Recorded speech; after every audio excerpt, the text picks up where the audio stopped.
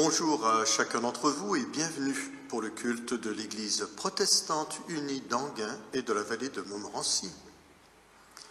On raconte l'histoire d'un sage, un peu ermite, très âgé, qui avait tout de même 3 disciples. Après un certain temps de formation, vient le moment pour ces 3 disciples de partir aux 4 coins du monde. Un certain nombre de mois, voire d'années plus tard, les 3 disciples sont revenus. Le premier est allé voir son maître très âgé, en lui disant « Maître, maître, j'ai prêché aux 4 coins de la planète, j'ai annoncé l'évangile, j'ai semé une bonne nouvelle. » Le maître, souriant, lui dit « c'est très bien, mais tu as peut-être rempli le monde de paroles. » Le deuxième disciple, arrivant, il lui dit « Maître, maître, moi j'ai écrit des livres qui ont été publiés, qui ont été lus, qui ont circulé. J'ai raconté dans ces livres les merveilles de Dieu. » Le maître, regardant son disciple, lui dit « C'est très bien, mais peut-être que tu as rempli le monde de pages. » Le troisième s'est présenté et lui a dit « Maître, maître, je vous ai apporté un coussin pour pouvoir mieux vous asseoir. » Le maître a regardé ce disciple avec un grand sourire en lui disant « Ah, toi, tu as rencontré Dieu. » Petite histoire, peut-être un peu simplette à quelques égards, sans négliger ou sans nier l'impact d'une parole annoncée ou d'un écrit qui soit répandu. Peut-être que par moments, une action très simple, peut valoir mieux que tous les grands discours et les grandes prédications et les meilleurs livres de la terre. Une prière de Roger Etchegaray qui va ainsi. Elle est simple, ma prière. Comme la source jaillit du glacier, comme le vin sorti du pressoir, ainsi ma prière, Seigneur. Comme le cri arraché du cœur, comme le bourgeon éclaté de l'arbre, ainsi ma prière, Seigneur. Elle est simple, ma prière, comme l'eau, mais c'est l'eau vive du puits de la Samaritaine. Elle est simple, ma prière, comme le vin, mais c'est le sang du cœur meurtri du Christ en croix. Elle est simple, ma prière, comme le cri d'un enfant, mais c'est le cri de Jésus, Abba, Père bien-aimé. Elle est simple, ma prière, comme le bourgeon, mais c'est le bourgeon d'une Pâque sans fin. Elle est simple, ma prière, c'est si peu de choses, mais c'est l'Esprit qui renouvelle la face de la terre. Elle est simple, ma prière. Et Seigneur, nous t'offrons ce culte, nous t'offrons un peu de notre temps, nous t'offrons un peu de nos pensées, un peu de notre cœur. Viens, accomplis ton œuvre. Et je vous invite à chanter ou chantonner, écouter. Ouvre mes yeux, Seigneur. Ouvre mes yeux à la force de ton amour. Ouvre mes yeux pour que je voie l'autre. Ouvre mes yeux, Seigneur.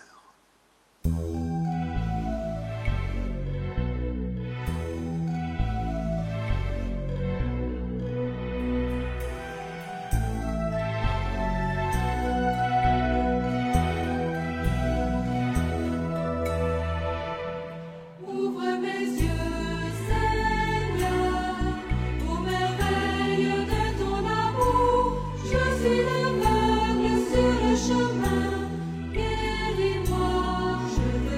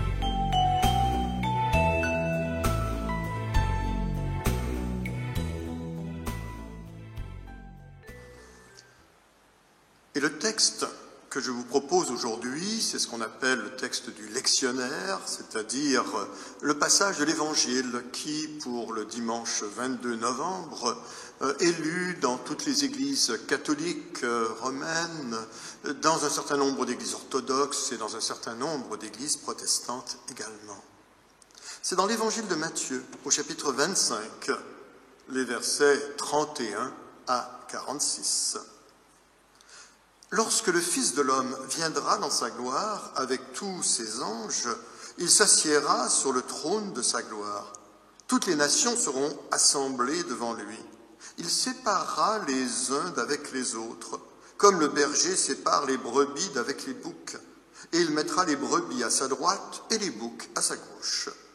Alors le roi dira à ceux qui seront à sa droite, « Venez, vous qui êtes bénis de mon Père, prenez possession du royaume qui vous a été préparé dès la fondation du monde. Car j'ai eu faim, et vous m'avez donné à manger. J'ai eu soif, et vous m'avez donné à boire. J'étais étranger, et vous m'avez recueilli. J'étais nu, et vous m'avez vêtu.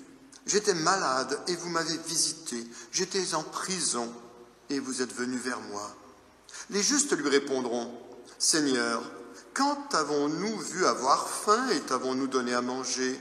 Ou avoir soif et t'avons-nous donné à boire? Quand avons-nous vu étranger et t'avons-nous recueilli? Ou nu et t'avons-nous vêtu? Quand avons-nous vu malade ou en prison et sommes-nous allés vers toi? » Et le roi leur répondra, « Je vous le dis en vérité, toutes les fois que vous avez fait ces choses à l'un de ces plus petits de mes frères, c'est à moi que vous les avez faites. » Ensuite, il dira à ceux qui seront à sa gauche, « Retirez-vous de moi, maudits, allez dans le feu éternel qui a été préparé pour le diable et pour ses anges, car j'ai eu faim et vous ne m'avez pas donné à manger, j'ai eu soif et vous ne m'avez pas donné à boire, j'étais étranger et vous ne m'avez pas recueilli, j'étais nu et vous ne m'avez pas vêtu, j'étais malade et en prison et vous ne m'avez pas visité. » Ils répondront aussi, « Seigneur, quand avons-nous vu, ayant faim ou ayant soif, ou étranger, ou nu, ou malade, ou en prison, et ne t'avons-nous pas assisté ?» Et il leur répondra, « Je vous le dis en vérité, toutes les fois que vous n'avez pas fait ces choses à l'un de ces plus petits, c'est à moi que vous ne les avez pas faites. Et ceux-ci iront au châtiment éternel, mais les justes à la vie éternelle. » Et que le Seigneur bénisse la lecture, parfois un peu dérangeante, de sa parole.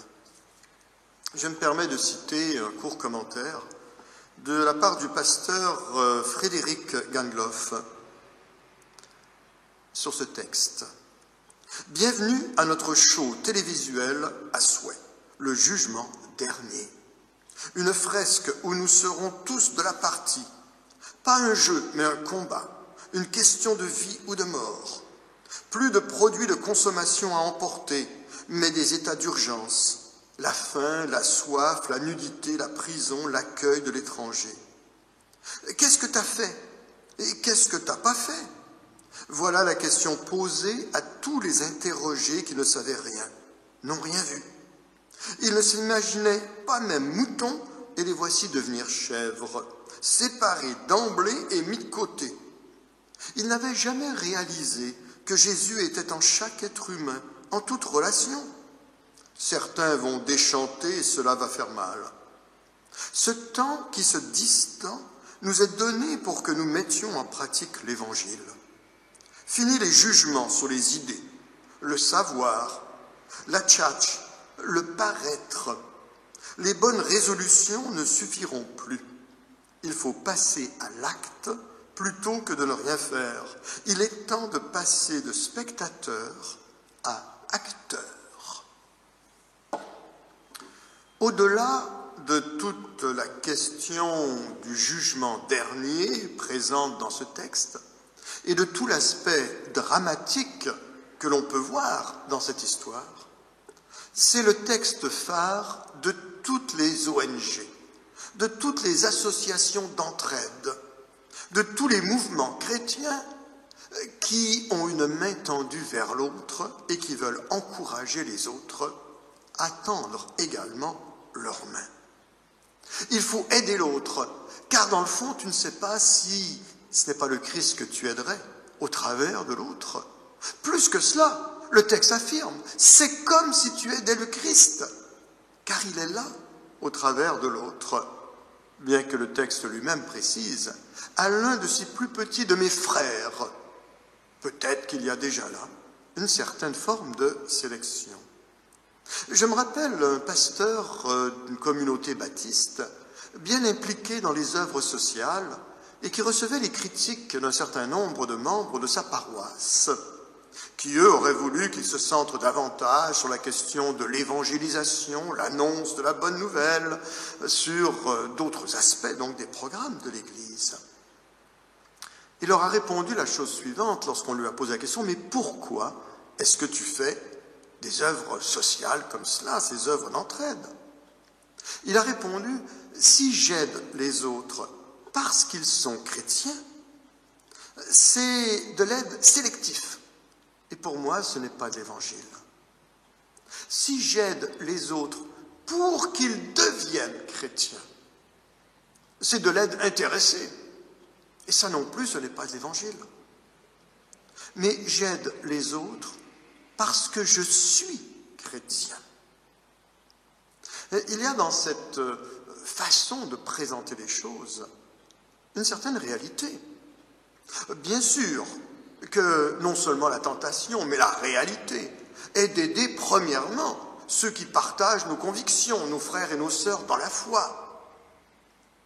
Il est vrai également que lorsqu'on va tendre la main à quelqu'un qui n'est pas chrétien ou qui n'est pas croyant, il y a quelque part un petit relent de cette idée que c'est au nom du Christ qu'on le fait et qu'on espère que cette personne va saisir que c'est au nom du Christ que l'on fait. Mais au-delà de tout cela, c'est cette première réalité. Parce que moi, je suis chrétien, je tends la main à l'autre, quel qu'il soit. La semaine dernière, je citais le passage d'Éphésiens au chapitre 2, les versets 8 à 10. Ce passage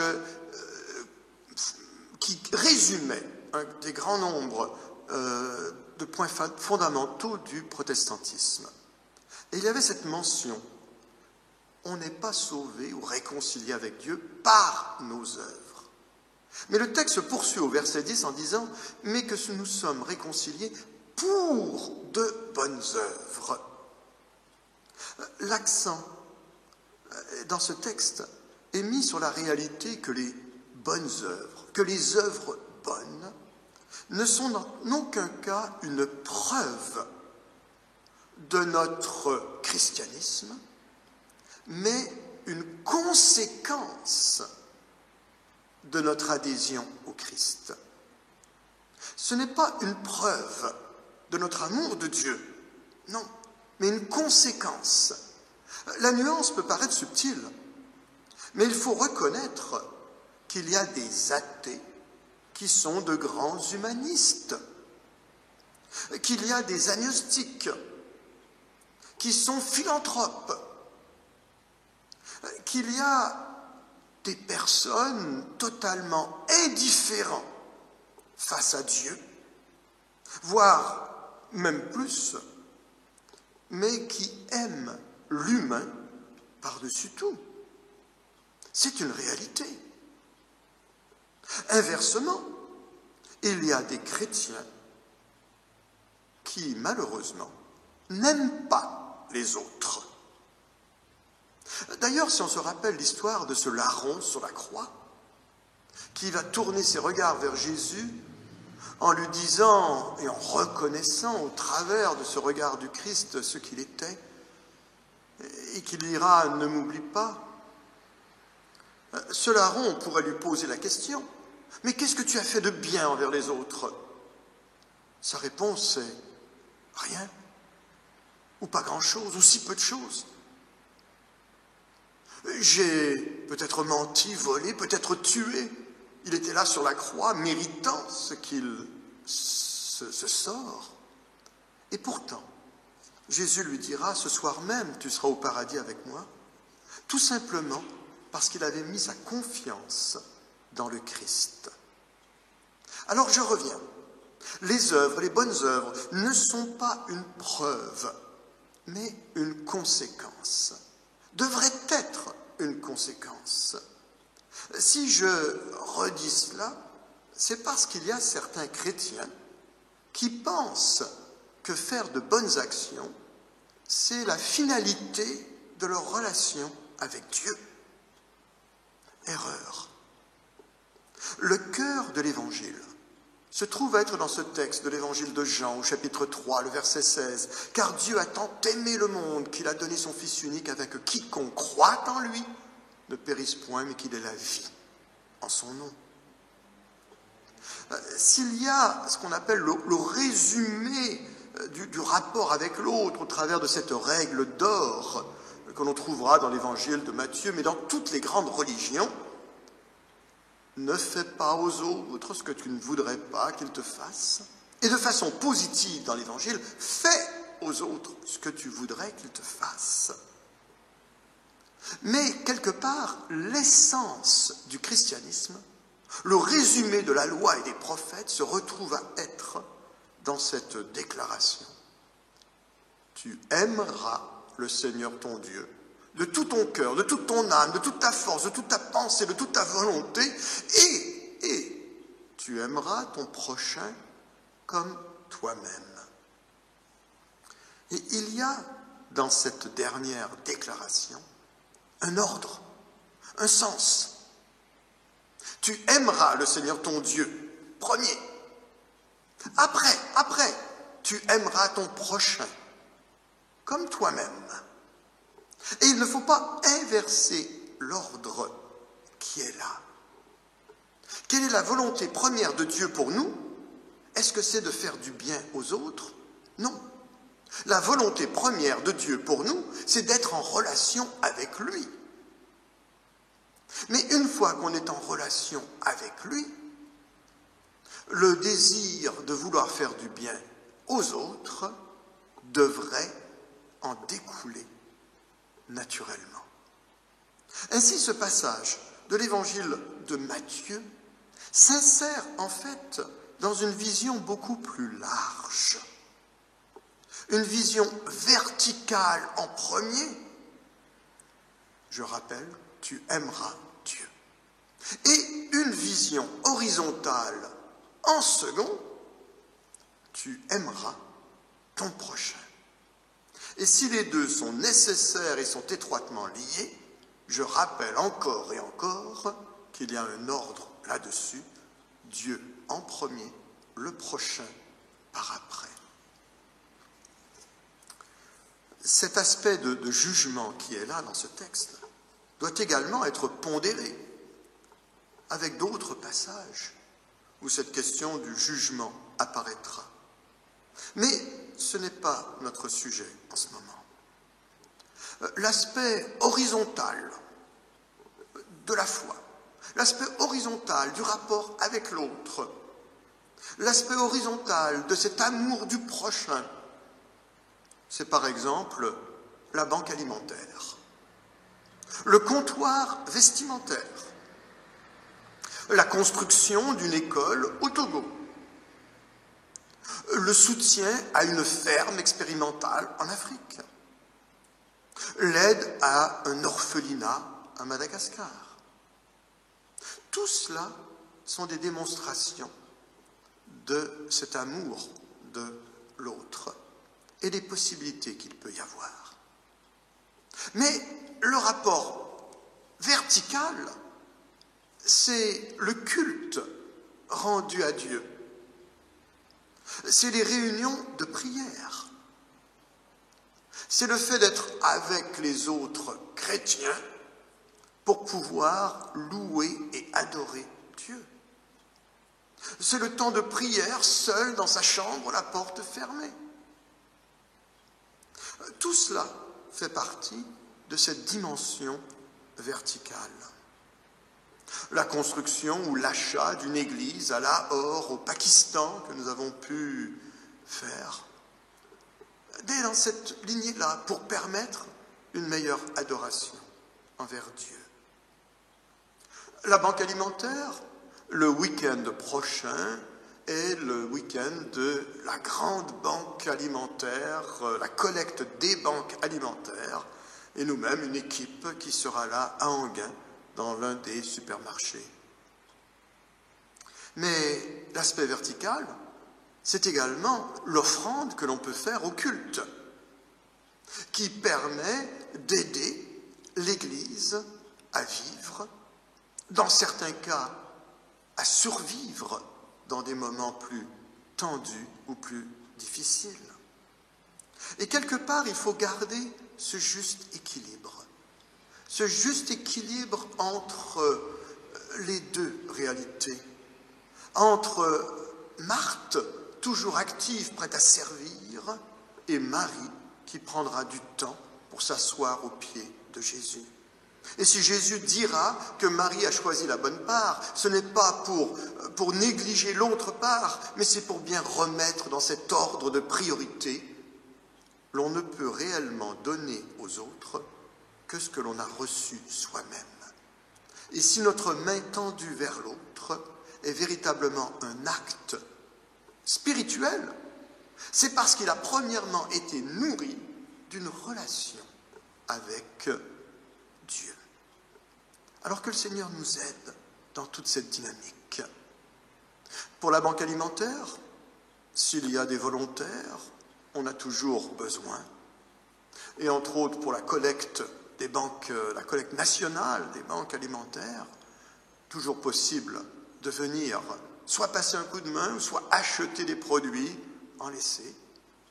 Et pour ce qui est de cette réalité verticale du rapport avec Dieu, eh bien aujourd'hui, dimanche le 22 novembre, était prévu dans le calendrier de la paroisse d'Enghien, de l'église d'Enghien, le dimanche, le culte d'offrande, fête des récoltes, occasion de célébrer Dieu d'une façon particulière par nos offrandes. Et donc, dans cette optique-là, je laisserai dans un instant la place au trésorier de la paroisse, qui glissera un petit mot sur la façon de pouvoir donner. Mais, en attendant, un chant. Un chant, un très vieux chant, fait sur un air de Jean-Sébastien Bach, « Tu me veux à ton service », interprété par une chorale confinée, celle de l'Église protestante unie de Lyon, du grand temple de Lyon, rive gauche. Et je vous invite à chantonner, écouter ce chant, cette interprétation de ce chant.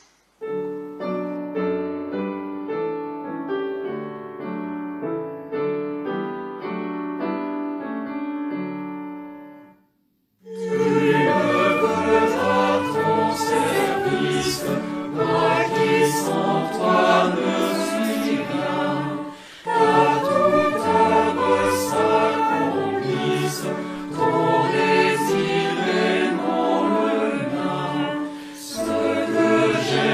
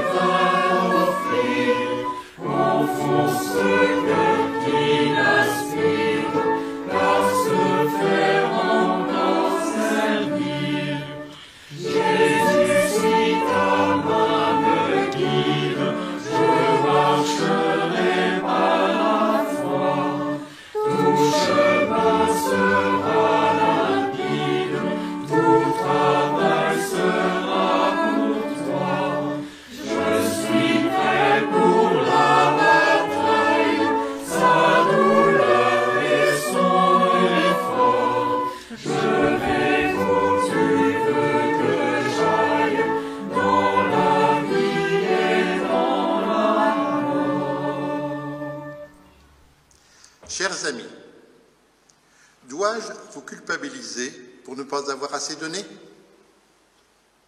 Dois-je utiliser des astuces psychologiques pour vous motiver à participer à la vie de la paroisse? Dois-je faire du chantage pour prouver que notre paroisse est dynamique?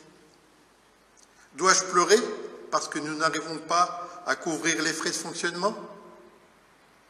Non, rien de tout cela. C'est l'apôtre Paul qui nous enseigne dans sa dernière lettre aux Corinthiens: le principe de l'offrande est en soi une bonne nouvelle. L'offrande nous fait entrer dans une dynamique de bénédiction. L'offrande est un signal de paix et d'unité. L'offrande est l'expression pratique d'une conviction spirituelle.